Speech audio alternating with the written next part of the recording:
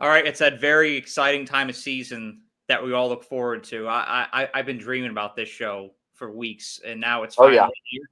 Um, it's our official conference championship and college football playoff prediction. So all of our championship games, our complete college football playoff brackets, and it's a lot of research that went into this. And the craziest thing is I just had a last minute change about 7 minutes ago. So I had to remake a graphic before this show. You'll I'll announce what that last minute change was once this is over. But it was I wrote Significant. on the fly. I had an epiphany. I'd say it's pretty significant change too. Oh yeah, it is. It's pretty far down the line in the bracket, if you will. So y'all will see what it is. But we're going through all Power Four conference championships and then the college football playoff prediction. This is when you do a show like this. This is when you really feel that the season is right around the corner. Yeah, I mean it's dude. I've been doing a couple videos previewing matchups coming up, and when I look at Real App, it'll tell me how close it is to the game, and I see 6 days, 5 days, and man, it's coming up soon. 5 days will be here in no time. Oh yeah, that when you're talking that Kansas State Iowa State game, Yeah, I cannot wait for our yearly Ireland matchup. the It's gonna farm be a Farmageddon.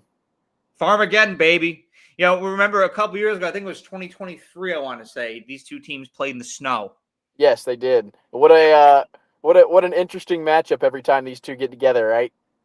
There's always something interesting. There's always something outlying when these two play each other. I don't know what it is, but Well, it's electric. and I believe 2 years ago the Ireland game was Notre Dame versus Navy, and it was just kind of a snooze fest. I mean, I was awake and watching, obviously, but I almost fell back asleep watching it. And then last year we were blessed with Florida State and Georgia Tech, and I mean, a 10.5 point underdog ended up winning that game. I mean, by the end of the year, Georgia Tech was the better team, but we were treated to an upset at that time right there. And I think that this got to be one of the better week 0 matchups we've had. Oh yeah, I mean it is ranked unranked, right? Yeah, it's number 17.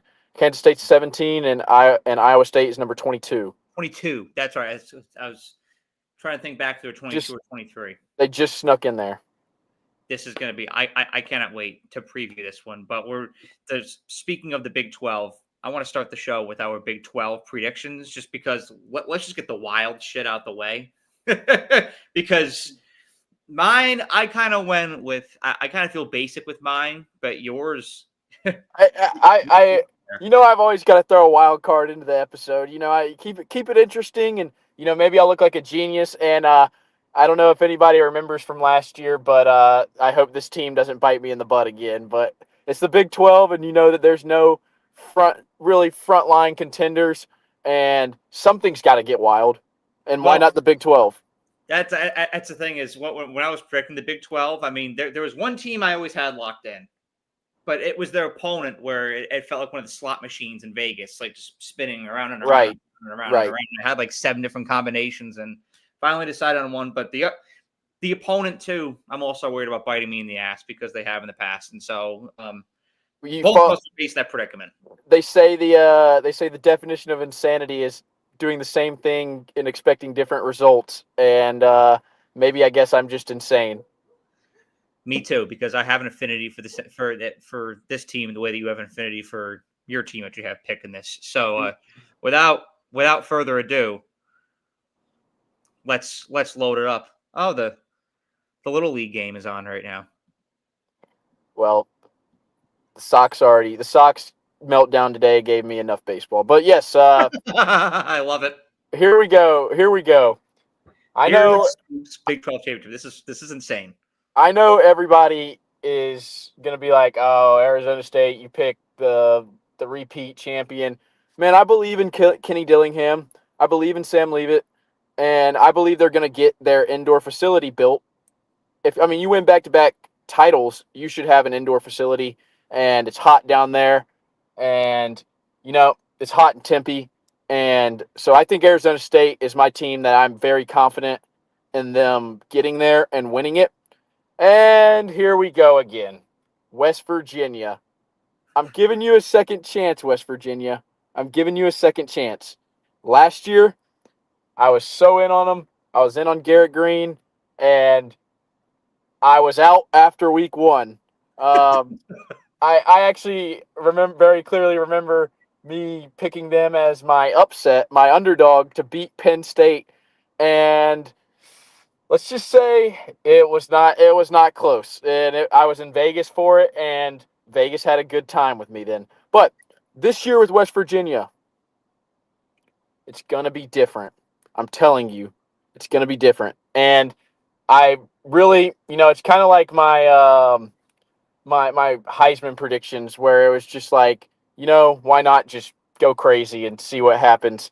I don't really have great stats or numbers to back this up, but I do think that the Big 12 is the conference that's most likely to be chaos, because I think when you're looking at the Big 12, you obviously have Arizona State, you have Kansas State, and I think those two are your main two teams that you're looking at. But you also have your Utahs.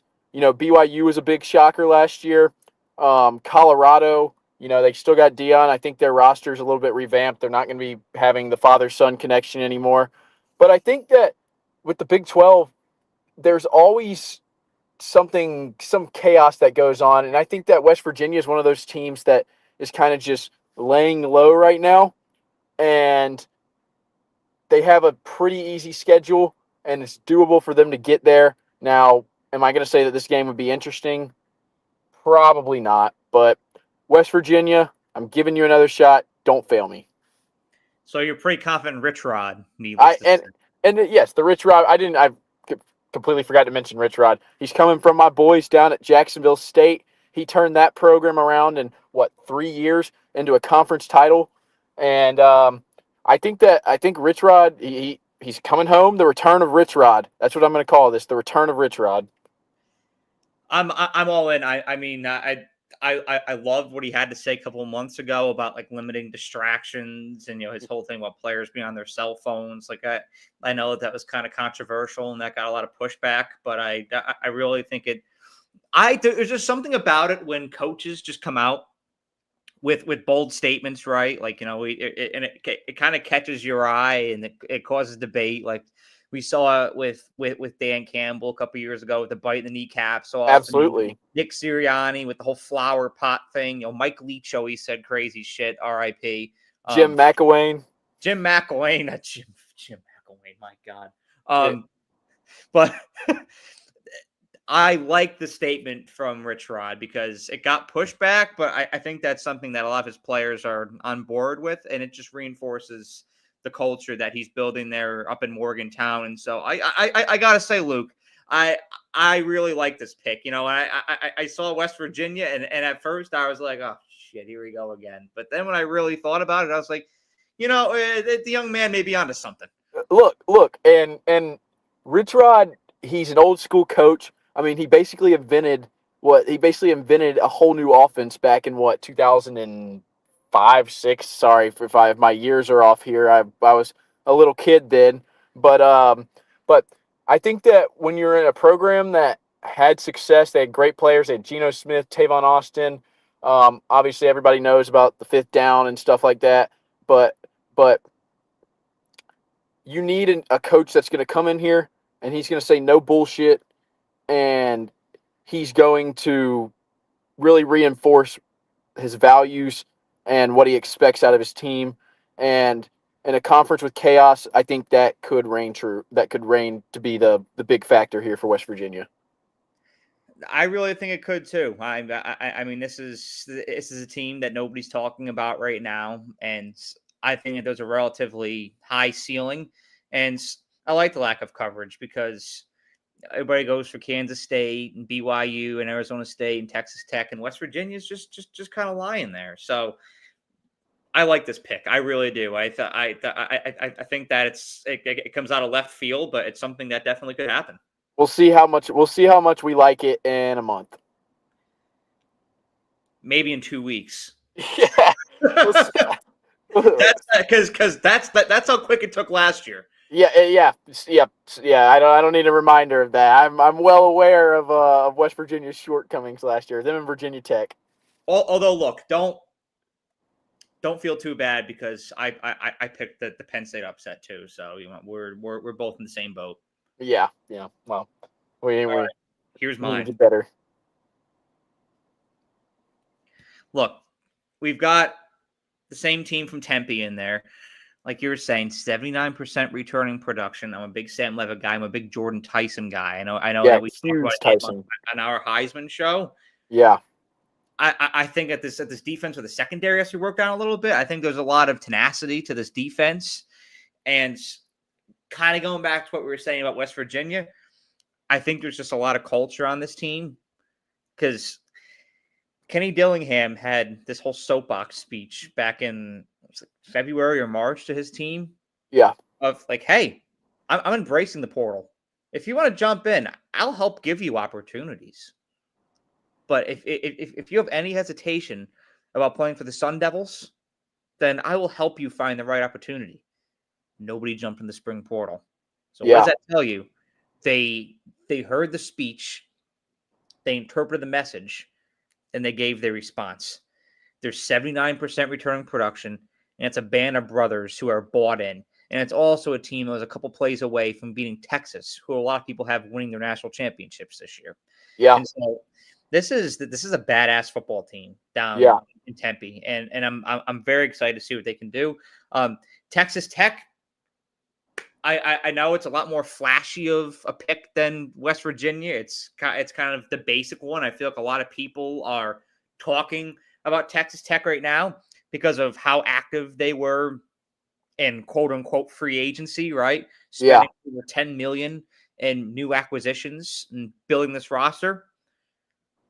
But I know that we have like Texas Tech is kind of the A&M that's not talked about as much as the Aggies, but it's the same kind of story. It's the same kind of narrative.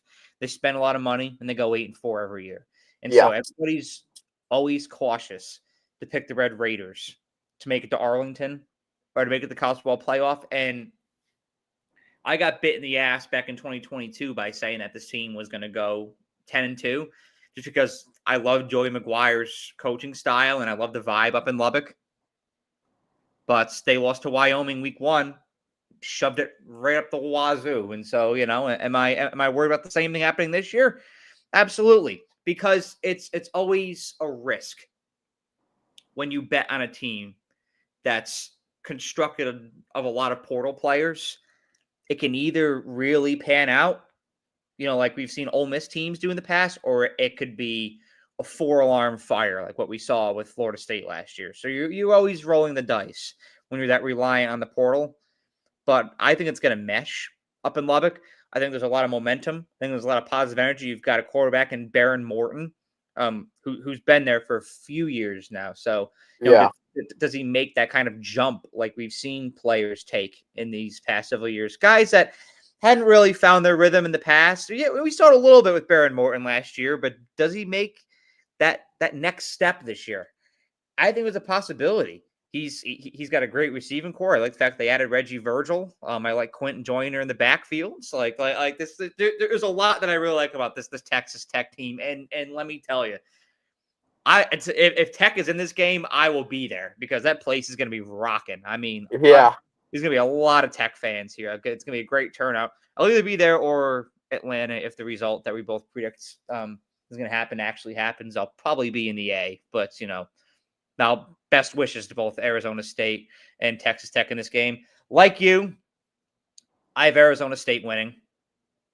And mind you, these teams play in late October, so this would be a rematch. Yeah. But I like Arizona State to win this probably like 34-24. Well, okay. So when it comes to Texas Tech, obviously I'm going to go kind of cross sport here. Texas Tech spent $1 million on a softball pitcher, Nigel Kennedy, and she pitched pretty much every inning possible for that team until her arm basically fell off, and they made it to the Women's College World Series, almost won it. And so when you're looking at a team that spends money, like you said, it's I mean, it's like a Vegas slot machine. It's just spin and hope. But I do think with Texas Tech that they're kind of like the opposite of West Virginia, where West Virginia's laying low. Texas Tech's GM of football came out. He said, if I feel like you're underpaying a guy, we got the money. We're going to go out and get him. We're going to steal a guy from you. And what that does to me is it's kind of like how Dillingham is. It builds confidence in your team, and it builds confidence in your players just as much as, saying, hey, stick with this program. Hey, we value you. We're going to give you what we feel like you deserve. That builds confidence in a player, and that makes a player buy in. And so I think with Texas Tech, the way they're constructed and their environment and atmosphere, I really like it. I think that both of these programs are on an uprise right now, and I'm betting on the momentum. Like I said, it could bite me in the ass, and I decided on Texas Tech, but I'll give you all a little insight into some of the other teams I was deciding between. I was also thinking about Baylor. I was also thinking about TCU. I considered Iowa State for a second. I thought about Utah for a second. Mm-hmm. But I'm ultimately Texas Tech is the team that I'm most confident in going to the Big 12 championship in Arlington this year. I have a gut feeling that this is the year that it all crystallizes for them. Yeah, I could definitely see that happening. All right, should we go? I feel like we should go Big 10 because it's kind of not basic, but it's kind of predictable, the result that we went with. Yeah. So let's throw yours up. There it is. Yeah. So really, I think that this kind of speaks for itself. I have Ohio State beating Oregon. I do think Ohio State has the best player in college football in Jeremiah Smith. They did pretty well in the portal. Maybe not as good as they did last year, but they're also coming off a national championship, so they have that momentum. I don't think their schedule is tough, but it's not unbearably tough, and I think they're going to win some big games that they have on that schedule. I haven't made my decision on them versus Texas yet, but I think that's going to be that's going to be a game where I really kind of come down to the wire before I make a decision on that. Obviously, with Oregon, there's already been some kind of off the field issues going on with Oregon the past couple of weeks. They had a couple injuries too to key guys, but man, we've talked about it before. That schedule is just so light this year, and I really think that Oregon will walk into this game probably undefeated. And the reasoning for picking Ohio State over them is that I just don't think Oregon will be battle tested enough, and I think Ohio State will be. Ohio State usually has the edge in matchups like this too. Like there's no reason not to trust this team in big games. Yeah. I mean, we unless it's Michigan the past 4 years. Yeah. Yeah. There's some kind of psychological hurdle that they have to get over with the team up north, and maybe this is the year that they do. But you're talking about Oregon on a neutral field. We saw it happen with that last year. Ohio State is. I always feel like one of those teams that get better as the season goes on. Yeah. They when that calendar turns October, November, they're really starting to cook. And this is another Ohio State team where, regardless of if it's Julian Sain or Lincoln Kienholz, they're going to have a new quarterback this year, right? It's not Will Howard, so Right. And they're either way, it's going to be a younger guy, and so they're going to have to get used to a new system. So I think this is a team that kind of grows and finds their identity as the season goes on. But by the time you get to December, I think this team's going to be scary. Yeah. I mean, it's also when you're talking about a neutral field, it is in Indianapolis, so it's beneficial to Ohio. Let's just say a little bit closer to Ohio than it is Oregon, and that just comes with conference realignment. So I think it's basically going to be a home game for Ohio State. Which that would piss me off. That's probably what really pissed me off a lot if I'm Oregon being in that conference. Like they're Ohio State's a drivable distance. Everybody from Oregon's got to fly. I mean, they had the same issue when they played Penn State there last year. Yeah. So we've already seen it, but it's that is a massive disadvantage. Yes. All right, so let me throw mine up there.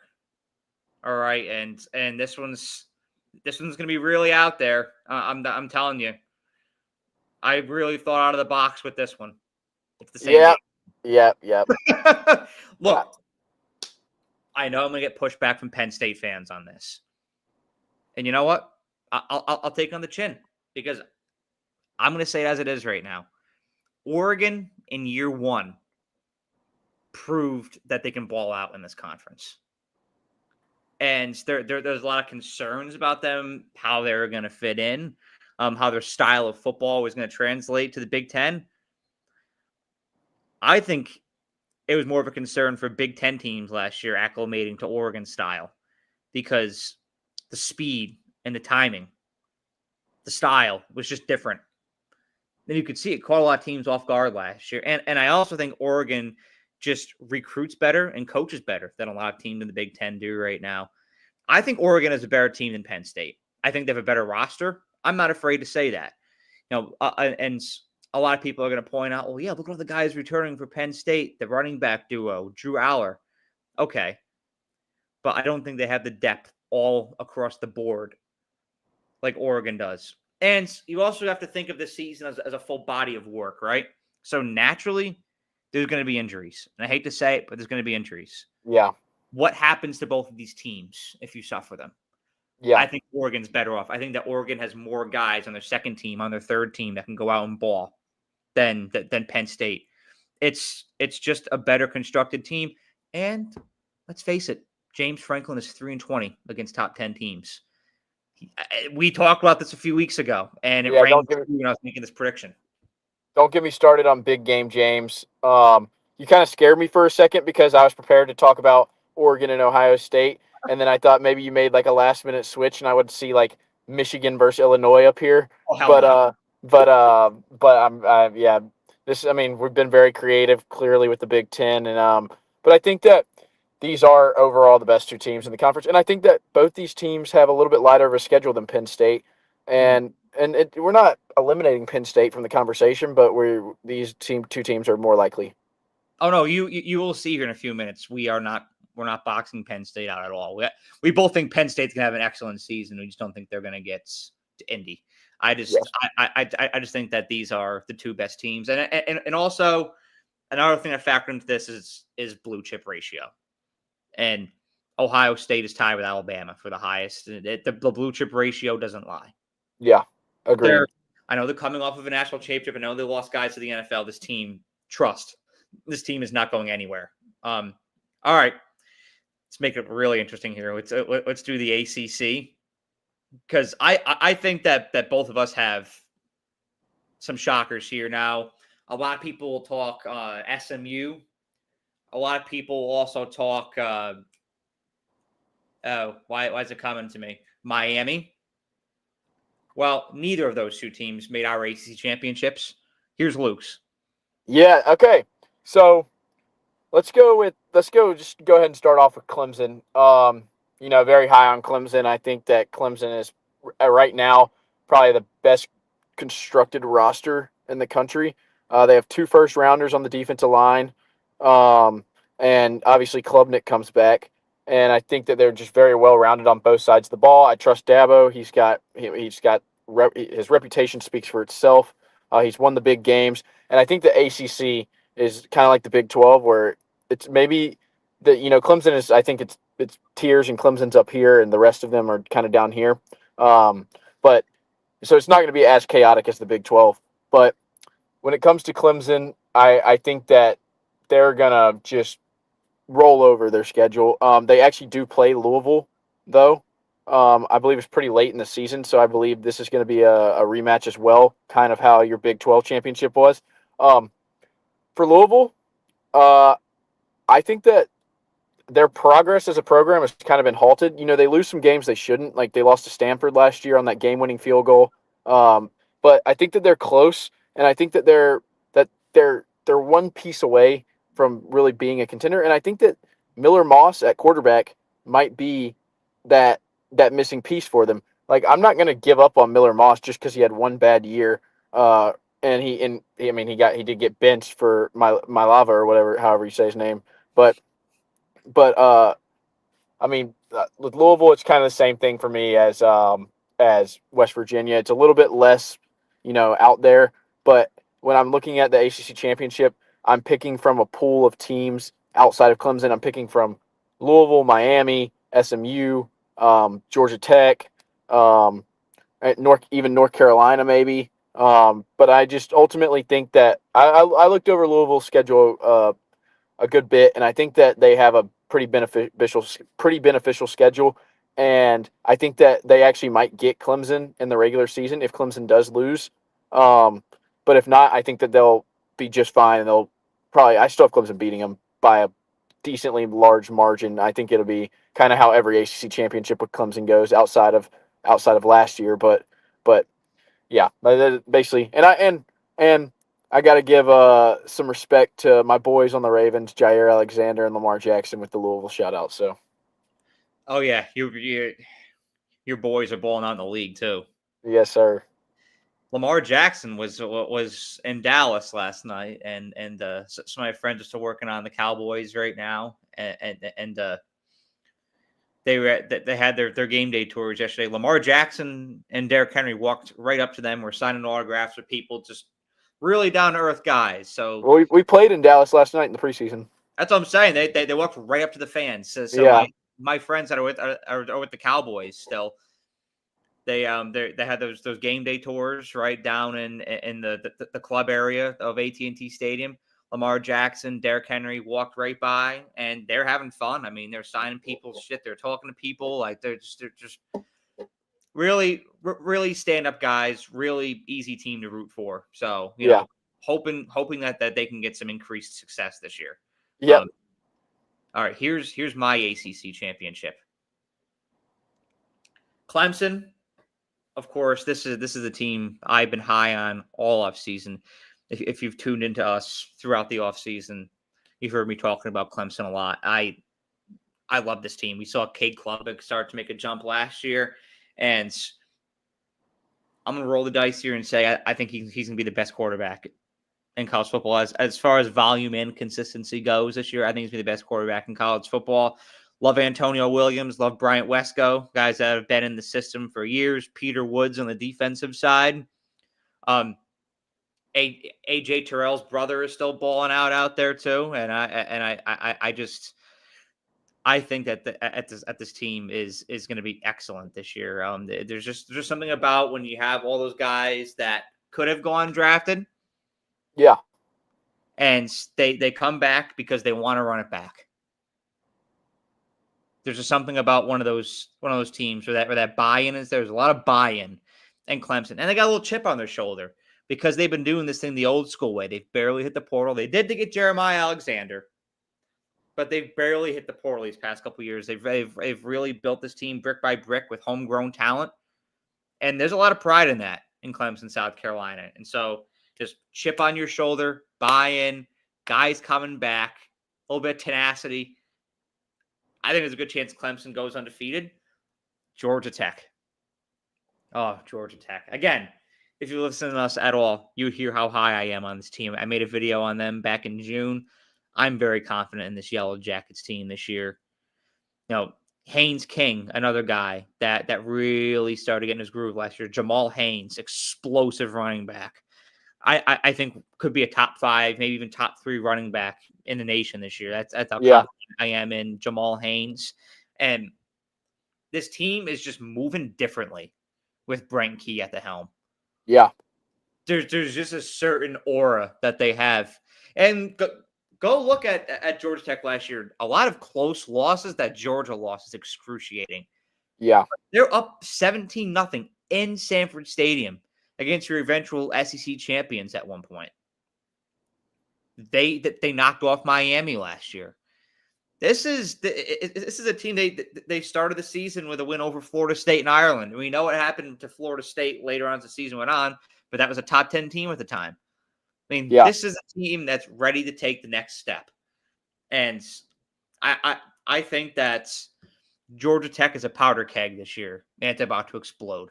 And so I've got Clemson, Georgia Tech. This is an old school rivalry too. I think that, and they play each other in week 3. Calendar circler. Yeah. Everybody, do not overlook this game. This could be one of the games of the season. Two teams with a lot of history, conference opponents, kind of getting overlooked as a game. It's going to be something. This one, I think, will be very resemblant of the ACC championship last year.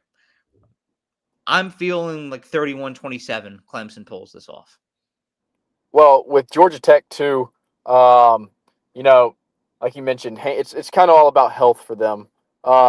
King gets banged up a lot because he's being asked to do so much for the offense at all times. So it's really up to Jamal Haynes to take the pressure off of him and really establish himself. Which I also agree he definitely top 5, top 10 running back in the country. I don't know if I go as far as to put him in the top 3, but one big piece about Georgia Tech that they are going to miss is Eric Singleton, Yeah. um, King's top target. He transferred to Auburn. Don't get me started on that. But but I really do. I think Georgia Tech was that team that I was looking at kind of second because I think that they're better than Miami. I think we've talked about that previously. I think they're better than Miami. I think they're better than SMU, and they are equal to, if not better than Louisville. So I really, and those Georgia Tech Louisville games are always fun. So I really do. I agree wholeheartedly with you here. This is, and I would love to see these two teams play twice too. Yeah. Just because of the history and just because I truly, from the bottom of my heart, I think that they are the two best teams in the ACC. And so I really hope that we can get them playing each other twice. And now let's get Luke's SEC championship up here. Well, you knew for a fact who I was going to have winning the SEC championship. My Alabama Crimson Tide. We've been down for a year, but you can't keep the tide down forever. We've got, I try to refrain from using we a lot, but I have that bias. Alabama has, in my opinion, maybe made the most impactful transfer roster construction moves. Going out and getting Dewberry on the offensive line, filling a big hole. Isaiah Horton, huge target on the outside. Now, I mean, already had Jeremy Bernard and already had Ryan Williams, but he complements both of those guys so well. And Ty Simpson's going to need, Ty Simpson obviously taking the reins this year. He's going to need every bit of help he can get. Some concerning news in Tuscaloosa with Jam Miller having an injury, but he should be back around the Georgia game, if not for the Georgia game. Jaden Roberts has been banged up on the offensive line, which would be a big loss. But when I look at Alabama, everybody's going to talk about Ryan Williams and the offense and whatnot. I'm looking at the defensive side of the ball, and some news from the scrimmage yesterday is that Deontay Lawson looked really good. He looked fast. He looked up to speed, which is a big sign. Great sign for Alabama. They're going to need him to man the middle along with Justin Jefferson. When you look at the secondary, Keon Sabb is back. He was injured for most of the year last year, broke his foot. And you have Bray Hubbard, and you got Xavier Brown and Damani Jackson. So you've just got a lot of experience. You've got Kelby Collins, the transfer from Florida, on the defensive line. You've got a ton of just talent everywhere across the team, and just very well put together. I think everybody kind of fits there, where last year's felt a little clunky at times. When you look at Texas, everybody knows the story behind Texas. I think Sarkisian is quickly making his way up into a top 3 coach in college football. He's a genius on the offensive side of the ball. Arch Manning, we know the headlines with him. Arch is going to be Arch. I do think he's being a little bit overvalued right now. We're going to find out week 1. But overall, Texas is Texas.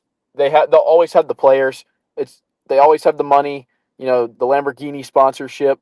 It's about whether or not they can put it together or not. And I think that after last year, I guess it's fair to say that Texas is back, kinda. They still got to win they still got to win a couple more big games. They got to win an SEC championship again. Light schedule this year. A couple teams that they play are going to be better. Florida's going to be better. they obviously have to go to Athens this year. Um, so I think that could be a slip up for them.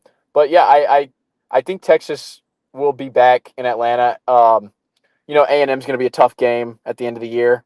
Um, but I really do think that Alabama Texas is the most likely matchup. There's a couple more teams that can contend and maybe get there. But yeah, that's I'm gonna play it safe and go Alabama Texas. And just relaying back to a few of the guys that you mentioned on Alabama, like that I worked with when I was there. I mean, Deontay Lawson, the work ethic on that guy is awesome. I can't wait to see him excel this year. I was very sad to see what happened to Jam Miller because he's genuinely one of the best people on that team, one of my favorite guys that I worked with. And so I hope that he recovers soon as a speed recovery and is back for that Georgia game. And then Bray Hubbard, his uprising last year was incredible. It was Yeah, fantastic to watch. And so I hope that he continues to build on that this year. And I really think he is. And also Justin Jefferson. I mean, he came from JUCO in Mississippi. yeah, And no, he said I watched him when I worked with them in 2023, and so he got some playing time that year, but obviously saw a lot more last year. He had a lot on special teams in 23, but a lot more, actually in the starting rotation last year. And it's really rewarding to see this because you want to talk a guy that worked his ass off in practice and in the weight room. He lived in that. He lived in that bitch, and now you're seeing the results play out. And so just shout out to those guys. Whenever I get an opportunity to shout them out, I like to do it. yeah, yeah, absolutely. That's it's a special experience to be able to do that. So Now here's my SEC championship, which is the exact same. Again, I think that Texas has got a few real challenging games on their schedule. I mean, obviously starting the season up in Columbus. I yeah, love the fact that they have a real game week 1. I mean, anytime a team does that, I have a lot of respect for it. One that nobody's talking about that should be talked about is their matchup against Florida in the Swamp. yeah, I think it's a big trap game. I think Florida can get them in that game. I really do. But I'm also very high on Florida. But that home atmosphere is going to be rocking this year. I think Florida's just a nasty team overall. It's a benefit they're getting A&M at home this year. I yeah, mean, both teams really struggled to get it going in that game last year. But I think that getting the Aggies at home will be really beneficial for Texas. And then right out here in Dallas and Fair Park, in the Cotton Bowl against Oklahoma, I think that's a game that's kind of being overlooked because of the result last year. But there's a chance that they may be playing an undefeated Oklahoma, and they may be undefeated themselves going into that game. But this is from top to bottom one of the most complete teams in college football. I mean, that running back duo they have with C.J. Baxter and Trey Wisner is going to be yeah. nasty. Again, I have confidence in Arch Manning, but I'm not going to go into too much depth because ESPN has done that enough for us. And then defensively, like Anthony Hill, that dude is going to be an absolute dog this year. And so I Yeah, love the way his team is built from top to bottom. Sark has done an incredible job. His staff has done a great job at recruiting and developing. And then Alabama, I think that Ty Simpson is a great fit for Kalen DeBoer's scheme. I know I've been saying that for a while here, but having a true pocket guy, having a true pro-style guy in that offense, that's what Kalen DeBoer and Ryan Grubb have wanted this entire time. Ryan Grubb's yeah, first year in Alabama now. Thought we were going to get him last year, but now, Bam officially has him this year. And then just running with that trio of receivers with Ryan Williams, Isaiah Horton, and Jeremy Bernards. It feels very Jay Coker, right? It feels very Mac Jones to me it this does. year. And Richard Young, another guy I work with a lot. That dude is built like a brick shit house, and he's gonna be the running back that's gonna be taking over for Jam Miller these first couple weeks, and we're gonna see him in the rotation a lot this year, anyways. But he's now taking on that full-time role for the time that Jam Miller's out. But Jam will return better than ever. I really like both sides of Bama in the trenches, offense and defense. I think both units have the potential to be really nasty this year. Alabama's secondary, I think, will be great this year as well. And so And like I said a few minutes ago, tied with Ohio State for the highest blue chip ratio in the country. This team is badass. I think that Alabama wins this game 34-28. And I will say one more thing about the running backs is watch out for Daniel Hill too. I'm a big Daniel Hill believer. He's supposed to be a third string this year, but he got a little bit of playing time in the garbage time last year. But he's a great running back, and I think he's being very overlooked. Yes, I completely vouch for that. No, you cannot overlook that dude, and so I think that these are your two best teams in the SEC this year, and also I want to say a big reason why I'm picking Alabama in this game is because it'll be played in Bryant-Denny East. Bama just doesn't lose there, and I have an issue trusting Texas in these big games too. So it happened with Georgia last year. So, I don't like to base picks off of history, but history definitely has to be taken into context. Agreed. All right, now it's time for the big guns. Now it's time to break out the old college football playoff predictions. A lot of thoughts went into this one.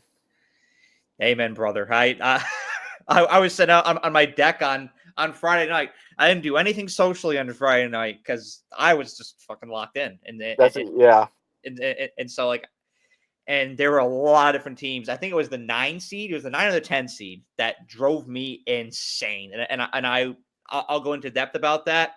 But we're gonna show Luke's college football playoff predictions first and foremost here. The perfect bracket, if you must say. You got a lot of confidence in this thing. Well, we'll see how it goes. All right. I got a lot of confidence right now, but it's also August. Bang. All righty. There it is. So I'd like to just kind of throw out some key stuff just from each round.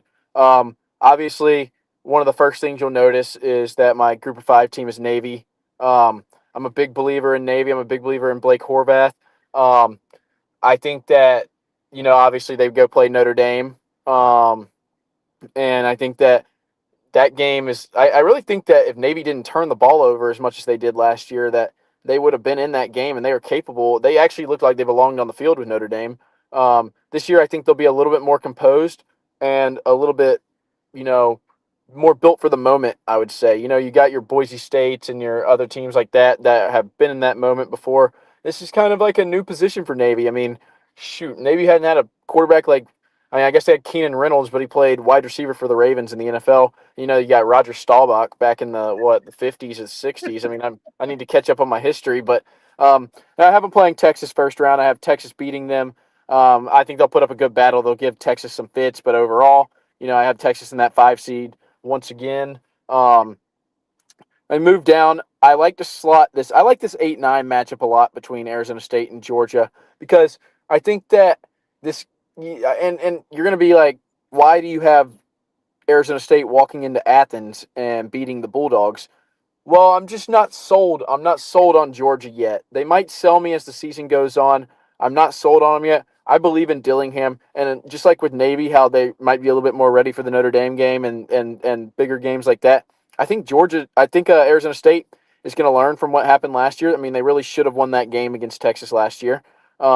They're going to look at that and they're going to they're going to take the film from that, and they have a lot of guys coming back. Jordan Tyson, I think he'll be in New York at the end of the year. I'm not going to put a stamp on it, but I'll just make that my prediction. But moving on, South Carolina against Notre Dame, and I have South Carolina beating Notre Dame. I think that Notre Dame I still have a lot of question marks about them overall as a team. I want to kind of see how they come out. But I think South Carolina gets in there as the 11 seed with multiple losses, potentially even 2 or 3. I would say 2 losses. I'll give them 2 losses. But their schedule is very tough. So they'll have that going for them. Like we say every year with this new 12-team playoff, it's not a sprint, it's a marathon. And I think last year after watching SMU get dismantled in Happy Valley, the committee might, put a little bit more thought into who take the best team over the numbers. So I'm going to go South Carolina beating Notre Dame. I know it's kind of a crazy prediction. That game could go either way. I really like that matchup, though. I'd be very interested to see South Carolina go to South Bend. Louisville and Penn State. So Louisville gets in. I think they beat Clemson once. I don't know which time. But also, I think if they go undefeated and they just lose to Clemson twice, then that might get them in as a 10 seed as well. And you could flip South Carolina or Louisville, but for this video's sake, I'm going to keep those the same. I think Penn State does end up beating Louisville, though. I think they're just a more complete team. I have them at the 7 seed simply because I think they lose 2 games this year, but I think that that Penn State losing 2 games, they'll lose 2 respectable games in a respectable fashion, and the committee will see that this team really is probably the most complete team and one of the most complete teams in the country. I can't keep calling every team the most complete team in the country, but Penn State's up there. Moving on to the second round, Texas versus Oregon. Like I said, I have Oregon at this 4 seed. I think they go undefeated and lose to Ohio State in the Big Ten championship. So I think they get that 4 seed, but I do have them losing to Texas. I think Texas is a better team than them overall. I also just don't really know. Oregon seems to kind of be the opposite of Ohio State, where they start really strong and they start to fade as the year goes on. And so for me, I think that by the end of the year, Texas will be a well-oiled machine. Arizona State versus Clemson, eh, you know, go figure. That Clemson's going to beat them. The Dillingham Magic ends out there, but they do go home with a Big 12 championship and a new indoor football facility. So Arizona State wins in multiple ways. South Carolina, Ohio State, not much to be said here. South Carolina's just outmatched by Ohio State. They have some players, Lenore Sellers. They have Faison at running back, the transfer from Utah State. Obviously Dylan Stewart on the defensive line, but overall, they're not really able to match up with Ohio State, and Ohio State wins that game. Penn State and Alabama, wow, what a classic matchup here. This would be absolutely electric. But I think that I think this might be maybe the game of the year potentially, just in terms of build up and how and actual gameplay and contrasting of styles. But I think that Alabama has the edge overall. Big game James, can't trust him yet, but man, that would be a crazy matchup. I'd love to see Alabama versus Penn State, a historical matchup. Just everything just lining up perfectly. I all these matchups in the quarterfinals, I'd love to see. Moving on to the semis, Texas and Clemson. This game would be a absolute slugfest, a heavyweight fight, back and forth. Clemson and Texas, 2 historic teams. There's too much orange for me. The stands would be too orange, but I do think Clemson ultimately is the better team. And I think that if they do lose to Louisville one time, they're not going to lose again for a while. So I still have Clemson beating Texas. I'm going to just go ahead and, if this game happens, call it now. 3-point game, down to the wire, down to the last drive. Whoever has the ball last might win. Alabama, Ohio State. That is some juicy college football right there. I'd love a weekend like this. When looking at Alabama, looking at Ohio State, you finally get Ryan Williams versus Jeremiah Smith. I think this game would be an absolute shootout, just back and forth, stats through the roof. But I think Alabama once again is just better than Ohio State. And Ohio State, it's going to be hard to repeat. So I'm not saying Ohio State can't win this game, but I have a hard time seeing somebody repeating in a 12-team playoff, especially this early. Like maybe in a few years, just when the wheels are really rolling on the program, but not this year. Sorry, Ohio State, got to kick you out in the semis. Bama Clemson once again. Wow, the nostalgia from just putting this matchup in there. So fun fact, I was in Arizona. I was in Phoenix for that first national championship when Alabama won, and I was also in Tampa the next year with the pick play and Hunter Renfrow. So I've seen both of these go. I've seen these teams go at it a couple times. I loved watching Deshaun Watson. Didn't like it when he was playing against me, but I think overall Alabama comes out of this and wins the national championship. There is a little bit of bias, but um, I just really trust. I trust DeBoer in a big game just because, and I know I'm kind of contradicting myself because Dabo is also a big game legend, but DeBoer, he's already won in Washington in a playoff game, and having that bye for both these teams, and I think that when I look at this, I think looking at Penn State and Ohio State, you're going to have all the confidence in the world if you're Alabama beating those two teams. And like you said, I think Ty Simpson's in this Mac Jones situation, this Jake Coker situation, the unsung hero. I think Alabama's overall the most well constructed roster in the country, and I struggle finding holes. Now, a lot of it's going to come down to injuries. We're already kind of getting the injury bug in Alabama right now. But they stay healthy. I'd love to see this matchup. It's a toss up. Obviously, I'm going to have to naturally lean with the guys in Tuscaloosa. I got a couple comments about this bracket here. I think it's awesome. I will say, starting with the 12 seed, the G5 is one that that was one of my toughest spots. That was one that I really juggled between a few teams, and Navy was my runner up. I'll say it right now because I'm a big Blake Horvath guy. They got a lot of guys coming back, and I just think that this is a team that has a lot of toughness.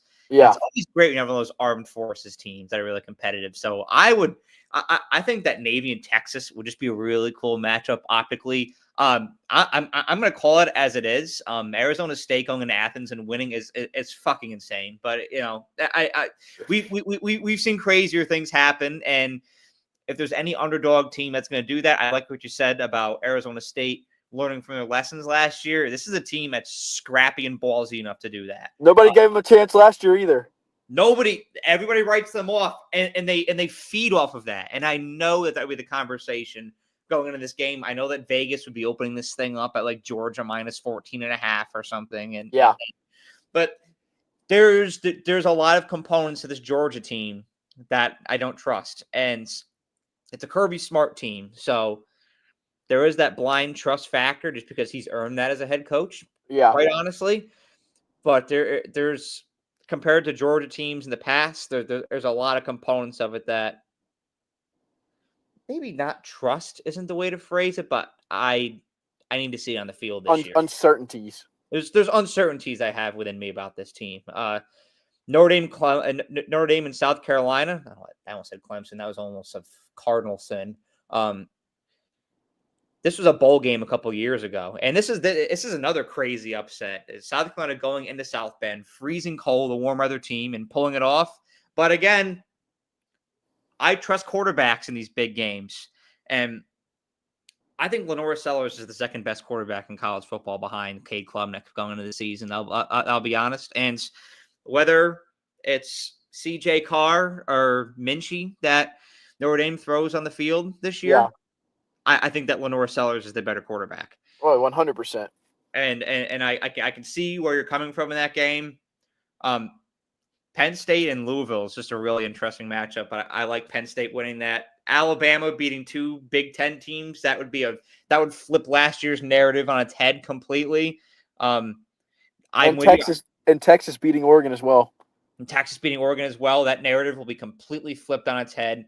And then I'm with you on Clemson. Like this team is just complete from top to bottom. Alabama and Ohio State would be, but that semifinal, I hope we get that semifinal because that would be pure cinema. Too much orange though in that top game. Too much orange and too much red. I mean, you could like flip them. I wish it could be like Alabama Clemson and then Texas Ohio State again just to balance the colors out. But I like this. I think this is a solid bracket. It's a perfect bracket. All right, let's get the real perfect bracket up here. One that I actually changed, like I said, 7 minutes before the show started to the T. Here's mine. And so let's go through this thing game by game. Boise State's my G5 team.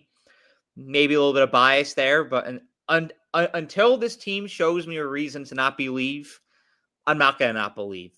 Everybody doubted Maddox Madsen last year, right? I mean, it was a foregone conclusion that it was going to be Malachi Nelson starting for Boise State last year. He got beat out by Maddox Madsen, and it wasn't because Malachi Nelson sucked. It was because Maddox Madsen just had a damn good camp. Everybody's like, who the fuck is this guy? Well, he went into Eugene week 2 and showed you who he was, and I know that Ashton Janty's gone, but there's still plenty of juice offensively and defensively for this team. You always got a good offensive line up in Boise, and Spencer Danielson has really got the culture down up there right now. Until this team gives me a reason not to believe, I'm going to trust. And there's still, according to, depending on who you talk to, this is still a top team to bet on in the G5. The runners up were Tulane, Navy. Thought briefly about James Madison, but I ended up going with Boise State. I had UNLV in there as well. UNLV, I thought about too, just because I'm a big Dan Mullen guy. I just think that wherever he goes, that team wins. Should have never gotten fired from Florida. Don't know what the hell they were doing there, but yeah, he turned that program around. He turned Mississippi State around. I think he'll turn UNLV around too, and I think he'll battle with Boise State because that's been the Mountain West Titan matchup these past couple of years. But I still like Boise State and Notre Dame. I've said this once and I'll say it again. This team was not a fluke last year. Yeah. This Notre Dame's identity is a lot different with Marcus Freeman at the helm than it ever was with Brian Kelly. This is a different Notre Dame team. This is a team that's capable of winning big games. We saw it multiple times last year. I think they win this one as well and move on to the quarterfinals. And then the physicality in this game between Penn State and Arizona State is going to be absolutely off the charts. I mean, two teams that are scrappy as hell. Yeah. And are one of the most warm weather teams you can think of going up to one of the coldest locations in college football. I think that's a fascinating element as well. I think that Penn State has a little bit more talent in this game, and I'm going with the Nittany Lions to pull this off. I want to bring scores into this too. I think that Notre Dame wins their game about 34-17. I think that Penn State wins. I think this game's low scoring up in the cold. I think this is more of a 27-24. Yeah. Oregon, Georgia Tech, another Southern team going up north. Again, people say, "Fuck, what is Georgia Tech doing in this bracket?"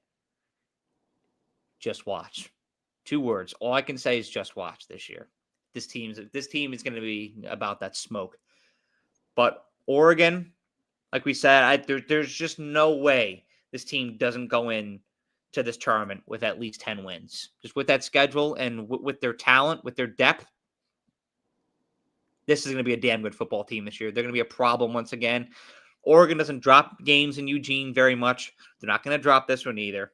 I like Oregon to win this one rather big as well. I'm thinking 35-20 for this one. Man, as a Southern SEC fan here, love it. This is one golf clap right here. Finally getting the biggest cocktail party in the world in Athens on home soil. Georgia and Florida. And I'm very high in Florida going into this year. It was the 10 seed. That was the one that I went back and forth between 3 teams for this game. I always had Georgia locked in at 7, but I was going between Florida, LSU, and Texas A&M. Texas A&M, I think there's going to be a lot of speed on that team, a lot of physicality on defense. I think they're going to be a team that just barely misses the playoffs. But again, you're talking A&M compared to Florida. I'm going to take Florida. And then I think that LSU is a very talented team. Would not surprise me if they get into this tournament and go far. LSU could make me eat my words this year, and I'm well aware of that. They're just a gamble because, like I said, when you have a team with a lot of transfers, you never know how things really going to look. I think that Florida built into this season last year, and that momentum is just going to sustain. And I like DJ Lagway a lot at the quarterback position. This is going to be a scary team, but I think that in a knockdown drag out of a game, Georgia pulls this game off 30-24 and progresses on to the quarterfinals. Now, Notre Dame and Texas, this was a home and home a few years ago. I remember that. And those games, that's a very unsung matchup between these two. And I think that this game, neutral field, would be nothing short of electric as well. I do think that Texas pulls it off, but I think that this is a really physical matchup. Seeing these two secondaries go up against each other, I think it will be a narrative going into this game. But like I kind of talked about with your bracket, Texas is going to have the quarterback advantage in this game. Yeah. And so I like the Longhorns to go to the semifinals. I think this one's around 28-24. Texas wins this one. Clemson and Penn State, two really physical teams, I think, playing against each other. This will be a really blue collar football game. I feel like it's just a real junkyard fight right here. I love it. I love it. Yeah. I think that Clemson prevails. This one to me comes down to coaching. I think that we have a coach who's won a lot of big games, going up against a coach who's shaky in them. And so I give Clemson the edge in this one. Ohio State, Oregon, a rematch of the Big Ten championship. I think that we see the same results in this game as well. Ohio State, just a more talented team this year. I think that they move on to the semis. And then we get another match that usually takes place in Atlanta. And maybe it will. Maybe this will be the Peach Bowl. That would be insane. Yeah. But the two big reds of the SEC going up against each other. That border battle, though, that old Chattahoochee rivalry. Alabama and Georgia. Alabama usually pulls this thing off. And I think they're going to here as well. I think from top to bottom, they're a more complete team than Georgia. And so they advance on to the semis. We get that big orange and the big red matchup again here. I love it.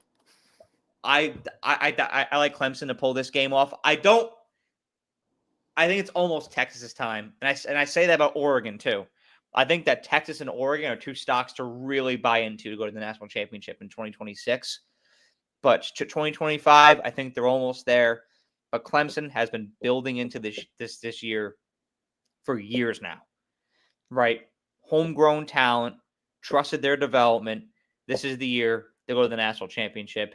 I think that Texas makes it just almost the national championship again this year, but falls short in those semifinals. Clemson advances, and then this game for me and Zeke. You know Zeke's an Ohio State fan. I know. Trust me, I know. We would not be able to watch this game together. We probably shouldn't be texting each other during this game either. But I think that these are your two best programs in college football playing each other. This is the best Southern program out there, the best Northern program out there playing each other in the semifinals. Absolutely electric. But I like Alabama to advance, like you're saying. That Ryan Williams, Jeremiah Smith matchup finally. Caleb Downs playing his former team. There's a lot of storylines for this game, but an old-fashioned Alabama-Clemson national championship, just like old times. And what's funny is that game you mentioned that you went to, the O.J. Howard game that Alabama won, that will be 10 years, probably almost the date when this will take place. But I think that these are the two most high-powered teams going into the season. And this is the thing right here that last minute I changed my mind on. As late as 5:53 Central today, I had Clemson win the national championship. Now I have Alabama because Alabama's tied with Ohio State for the highest blue chip ratio. The blue chip doesn't lie. And usually when I pick Alabama in these spots, they pull off. So I'm riding with the Tide. Yeah, looking at your bracket, I think we're both kind of on the same page when it comes down to the best four teams in the country, and who's going to end up in those semifinal matchups. Oregon Georgia Tech is a matchup that I'd be very interested in seeing. That's one of those games, and I don't even want to get started on Florida Georgia, the biggest cocktail party in Athens. I would watch that game 10 times a year, 20 times a year. They would need security all throughout that campus if this actually happens. And it would be interesting to see Florida get back to the playoffs and Billy Napier really shut a lot of the haters up. When it comes to the group of five, Boise State, I had them very considered as well. I just wonder if there's going to be a fatigue with the group of five. I'm interested to see how the playoff committee weighs that because, as much as they say they're going to pick the best teams, I feel like sometimes they want variety, and that's kind of what the argument was last year as well with SMU and Alabama a little bit. And I'm not going to say it was rigged or whatnot, blah, blah, blah. But I do think that there's a human aspect to it. Man, Penn State, Arizona State, very interesting matchup. I think I would take Penn State in that one in Happy Valley. Even though I think Arizona State would keep it close. I like your score prediction. It might even be lower than that. I mean, I could see like a 20-17 game or 17-14 game. But overall, I mean, I think that this bottom half of the bracket is just filled with games I want to see. I mean, imagine a rematch of the Big Ten championship and Alabama Georgia on the same day. Like you can't get much better than that. These are it's almost like wishful getting these matchups because Right. it never ends this perfectly. Yeah. No, never. But Well, and I'll say this: when you've got the teams in the 12-team bracket, whatever matchup we get, we're gonna be blessed to get it. oh my God, there's. Do you look at these semifinals, this national championship? I mean, it's these games would be blessings on blessings on blessings. And I will say this too. You know, talking about the G5 fatigue, I think that first round weekends is going to have a huge impact on the way that the committee approaches formulating this field this year because of what happened with the SMU game, because of what happened with Boise State in the second rounds, because of what happened with Indiana and Notre Dame. Yeah. A lot of those games were sleepers, man. And they really don't want that to happen again because the ratings reflected it. And Yeah. so I think that a lot of these first round games and even second round games that we're looking at right here will be really entertaining. And I think Vegas will reflect that. I think you got a lot of 3.5, 2.5, 4.5 point spreads here. Yeah. But if you were to pick any first round game here, which one do you think is the biggest blowout potential? I'm gonna go with Oregon and Georgia Tech. Yeah, that one screams out to me too. Maybe Notre Dame, Boise State too, but Yeah. Oregon, Georgia Tech, it gives me, especially in Eugene, gives me a blowout feel. Yeah, I agree. But there it is. That's the BG bracket. I actually feel a lot better about this one because I think I took more risks last year. Like I threw Missouri on there. I threw Oklahoma on there last year. The only real risk that I feel like I took on this one is Georgia Tech and Florida, and I'm so confident in both of those teams that I don't really think it's that much of a risk. Now, the Florida thing could crash and burn, and I'm well aware of that. There's a lot of things that could crash and burn on here, but this one just feels good to me. I don't know why. Yeah, I'm just hearing your words right now, and I'm thinking about the risk I took on my bracket and how that might come back to bite me. But hey, so I am a risk taker, and maybe I'll look like a genius. Well, that's just the thing, and I had I almost put Oklahoma in there instead of South Carolina. I really like John Mateer, and I like Jaden Ott a lot. So I like that combo. I really do. I thought about them a lot as well, but I can't unsee last year. Like it's almost like when you have a bad meal at a restaurant. Like it's like yeah, you gotta wait a little while to go back, and eventually you will. But you know, I got undercooked chicken wings with Oklahoma last year, so it's like because I put a lot of my faith in them, and granted, it's. I know Brett Venables catches a lot of flack, and there is a standard in Oklahoma. Like I said that about LSU, I think last week. You know, there's a standard in Norman, and when you have 2 seasons below 500 there, it's just not going to work. yeah, That's a big blemish on the resume. That's not going to be acceptable. Even though they had that 10-win season in 23, that's just not going to be acceptable. And so this year's huge for the Sooners, and I think they have the roster to deliver. They had a lot of bad breaks last year, at the offensive line with the wide receiver room. But Sooner fans don't want to hear excuses; they want to see results, and I vouch for that. yeah. I'll say Sooner fans, very pleasant fans when I was in Oklahoma last year. So They're don't so nice. very very pleasant fans. Surprisingly, it surprised me a lot. Them, I will say, like as far as pleasant fan bases go, I'll be biased. I think we have nice fans. I think Bama fans are very nice, and um, I'll say I think Ole Miss is very hospitable. Like when I was in Oxford, and whenever they come to us, I look forward to Ole Miss fans coming to Alabama because they're fun to party with. They're a good vibe. Oklahoma as well. I thought the A&M was very nice whenever they came to us. Like at Ennis that Friday afternoon, they were when they played us back in 22. I was there. Like there were some of them. I had my parents come down that weekend. We were drinking and chatting it up with some of them. Like they're nice Yeah, people. Um, yeah, and then I think Clemson fans are very nice as well. Yeah, I agree. There's some prick fan bases out there, but those I'm going to highlight the nice ones for today. Oh, TCU fans here in Fort Worth. TCU fans are really nice. Yeah, fair enough. I mean, I have a few bones to pick with a couple. I've met some A&M fans on spring break. They're very nice. So they're very respectful of Alabama's program. It's, a lot of the A&M people have had it. I met up quite a few down here too, all great people, have nothing but the best to say. The Texas fans think a lot of themselves. I will say that. Texas, they think they're the shit out here, and they think this is their year. So,